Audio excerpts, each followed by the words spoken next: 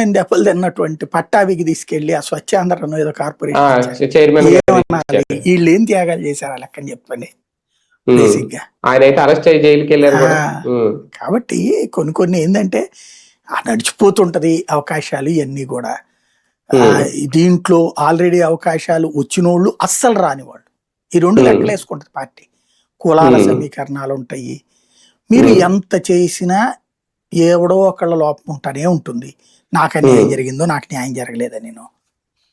ఇప్పుడు రాధా విషయంలోనూ same problem ఉంది. అంటే కాపు సామాజిక వర్గంలో తెలుగుదేశంలో ఉన్నటువంటి వాళ్ళని ఎవరిని బలంగా పైకి తీసుకురావడానికి అంగీకరించలేరు వీళ్ళు.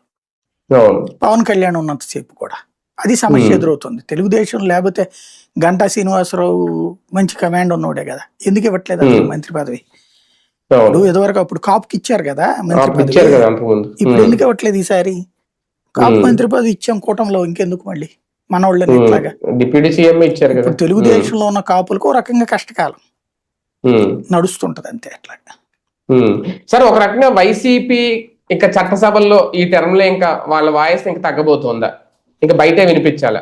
అంతే కదా. ఇప్పుడు నాకు తెలిసి వచ్చే ఏడాదికి ఇది అవుతుంది. అది అయ్యే టైంకి జగన్ రోడ్డు మీదకి వెళ్ళిపోతాడు కదా, పాదయాత్రకి వెళ్ళిపోతాడు కదా. అందుకే అతను కూడా ప్లాన్ చేసుకుంది 27 నుంచి. అయితే అప్పటికి ఈ లోపు మండలంలో వీళ్ళు హడావిడి జరిగిపోతుంటది. ఈ హడావిడి పూర్తి అయ్యే టైంకి అతను రోడ్డు మీదకి వెళ్ళి హడావిడి చేస్తాడు. అదో స్ట్రాటజీ. ఇంకా చట్టసభలో ఇంకా కనిపించరేమో, వైసీపీ కనబడదేమో ఇంకా. అంతే అంతే.